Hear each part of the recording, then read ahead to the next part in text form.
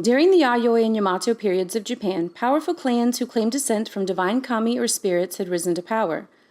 By the 7th century AD, Japan saw a restructuring of its agricultural-based economy and government in favor of a Chinese-inspired centralized authority to which all pledged their allegiance.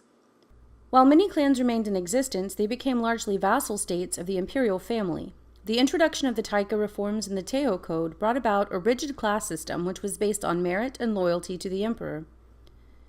This rank and cap system included 30 different titles, the top 6 of which were held by aristocrats. Those who fell below this rank performed various roles within the government or contributed to the society through specialized skills, farming, or labor.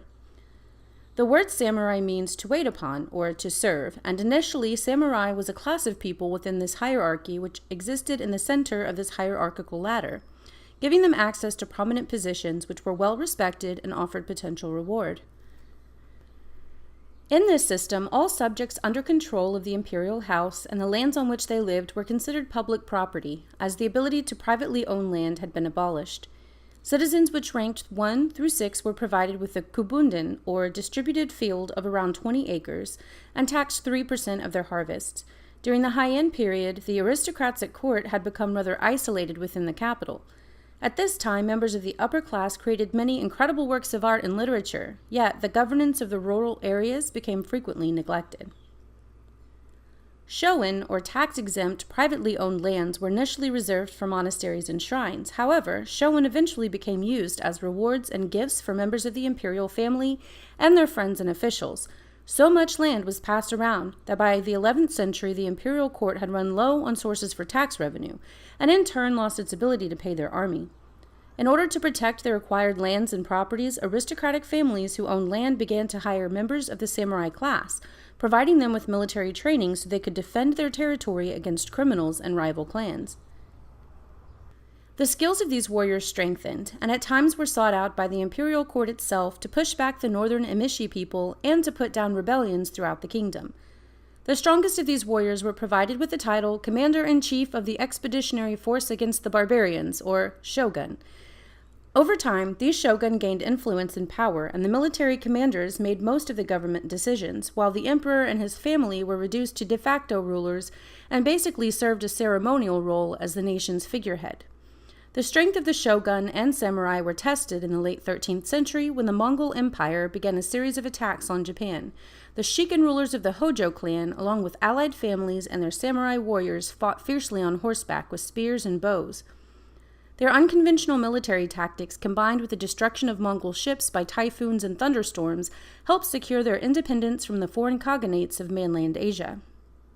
By the 14th century, the infamous samurai katanas had been perfected, just in time for the upcoming Sengoku Jidai, or Warring States period.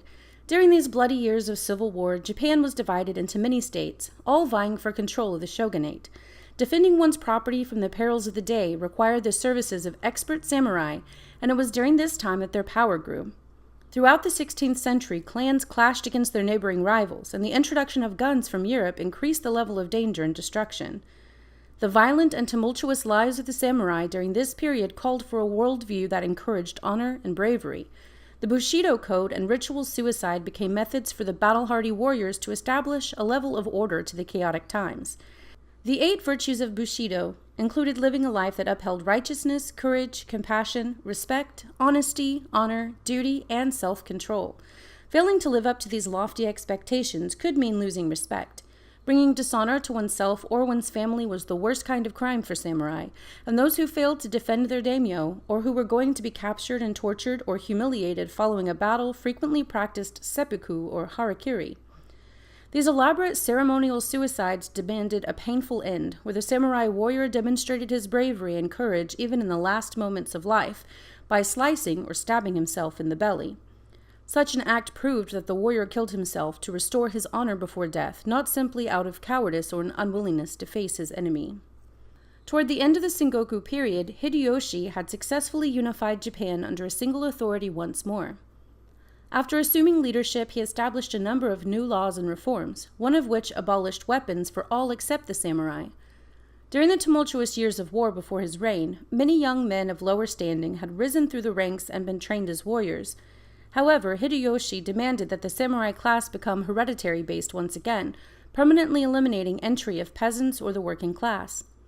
With the stable Japanese government now created, he set his sights on foreign nations and attempted to use the samurai's strength to overcome the Korean peninsula. The attempt proved unsuccessful, and at the death of the great unifier, it was Tokugawa Ieyasu who soon reigned supreme. Ieyasu officially ushered in the Tokugawa shogunate and the Edo period of Japan, which lasted from the early 1600s through the mid-19th century. During this era, samurai became members of the ruling class and were also often daimyo in their own right. During peaceful times, the samurai performed duties of the state, frequently taking bureaucratic roles. Changes arrived once more in 1868 when the United States forced Japan to open its borders for trade and travel to foreigners. Samurai waged their final battles in the Boshin War, officially ending the rule of the shoguns and placing authority in the hands of Emperor Meiji, who reigned until 1912. In the days of his rule, he changed the Edo period laws of weapons enforcement, allowing anyone to join the ranks of his new Western-style military. He also created laws which abolished the right of samurai to carry their katanas publicly and significantly reduced the power of feudal lords, thereby removing the status that the samurais had held for so long. Many descendants of samurai joined the army and navy, becoming established military officials within Emperor Meiji's regime. Others became scholars, educators, and businessmen. Today, Japan likely has millions who are descended from a samurai family, and many with samurai surnames hold prestigious positions in corporations, legal firms, and governmental office. Though these infamous Japanese warriors aren't seen walking the streets of modern Tokyo, the samurai continues to capture the intrigue of people in Japan and all over the globe.